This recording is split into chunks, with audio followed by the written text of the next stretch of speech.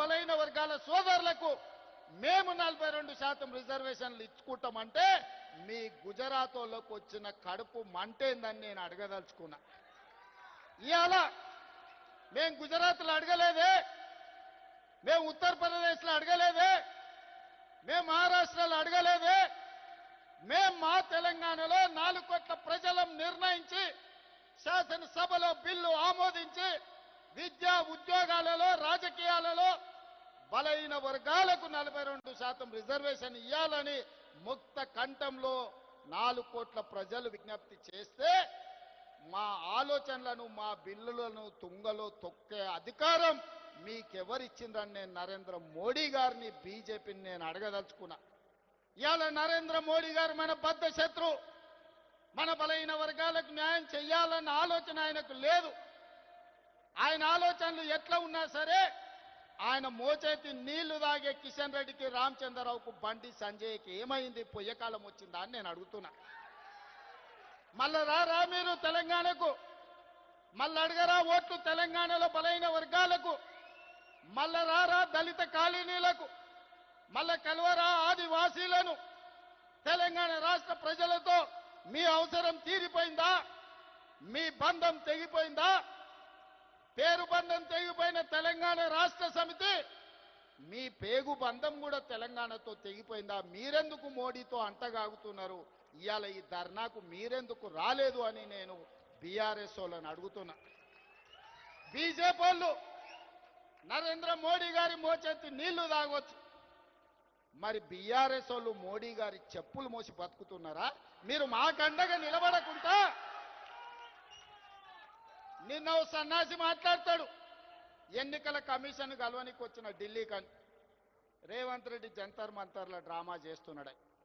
నేను అడగదలుచుకున్న మా బలైన వర్గాల సోదరులు, అయ్యా మన దీక్ష వాళ్ళకు ఒక డ్రామాలాగా కనిపిస్తుంది. ఆయన పేరే డ్రామారావు. డ్రామా నీ ఇంట్లో ఉంది, నీ ఒంట్లో ఉంది, నీ రక్తంలో ఉంది, నీ పేరులో ఉంది, మీ మొత్తం కుటుంబమే డ్రామాలేసి బతికే కుటుంబం మీది. మాకు డ్రామాలు అవసరం లేదు, చిత్తశుద్ధి ఉంది. అందుకే ఫిబ్రవరి 4, 2024 నాడు మొదలుపెట్టి ఫిబ్రవరి 4, 2025 నాడు సరిగ్గా 365 రోజుల్లో బలైన వర్గాలకు సంబంధించిన ప్రతిపాదన నుంచి బిల్లు ఆమోదం వరకు సంవత్సరం తిరిగే లోపల చేసి 100 సంవత్సరాల సమస్యకు 1 సంవత్సరంలోనే పరిష్కారం చూపించిన మంత్రులందరి వేదిక మీద ఉంది. నువ్వా దిక్కుమాలినోడా మా చిత్తశుద్ధిని ప్రశ్నించేది? నీ దిక్కుమాలిన మాటలు, నీ దివాలకోరు విధానం, బండకేసి కొట్టినా 100 మీటర్ల గోతి తీసి పాతి పెట్టిన మీ బుద్ధి మారలేదు, మీ ఆలోచన మారలేదు. అందుకే ఇవాళ మీ ఇంట్లోనే చక్కగా లేరు. ఒకరు బీసీకి అనుకూలం అంటే ఇంకొకరు వ్యతిరేకం అంటారు, మూడోగా ఆయన మధ్యస్థం అంటారు. నేను అటు కాదు, నేను ఇటు కాదు అంటాడు. ఈయన ఈ అటు ఇటు కానోడు కూడా నా గురించి మాట్లాడతాడు. అందుకే మిత్రులారా, ఇవాళ మన చిత్తశుద్ధిని ఎవడు ప్రశ్నించలేడు. ఇవాళ తెలంగాణ మోడలే దేశానికి రోల్ మోడల్ అయ్యింది. ఇవాళ ఈ తెలంగాణ మోడల్, ఈ కులగణన, ఈ జనగణన, ఈ 42% రిజర్వేషన్ దేశ రాజకీయాలలో సునామీని సృష్టించబోతుంది. ఆ సునామీలో ఎన్డీఏ బంగాళాఖాతంలో కలవబోతుంది. నరేంద్ర మోడీ గారు కుర్చీ దిగబోతున్నారు.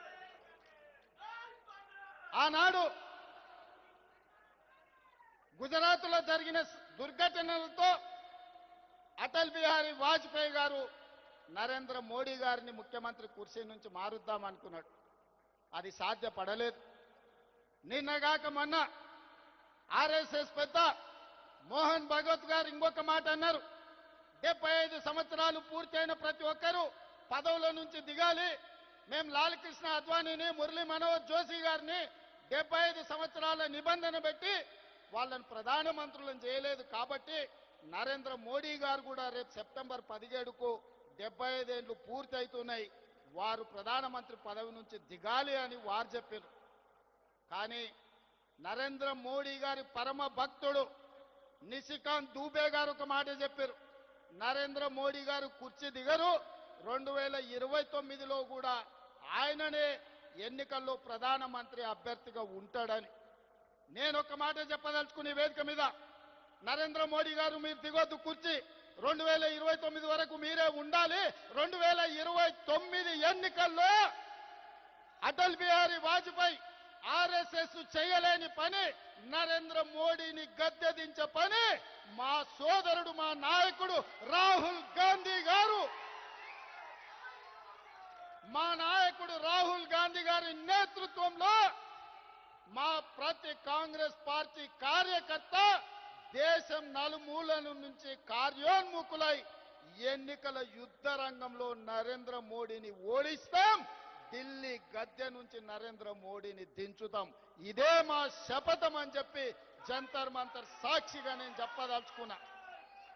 నిశికాంత్ దుబే ఇంకొక మాట అన్నాడు, నరేంద్ర మోడీ గారు లేకపోతే బీజేపీకి 150 సీట్లు కూడా రావు అని. నిశికాంత్ దూబే గారికి వేదిక మీద నుంచి విజ్ఞప్తి చేస్తున్నా. దూబే గారు మీరు డైరీలో రాసుకోండి, నరేంద్ర మోడీ గారి పేరు మీదనే ఎన్నికలకు రాండి.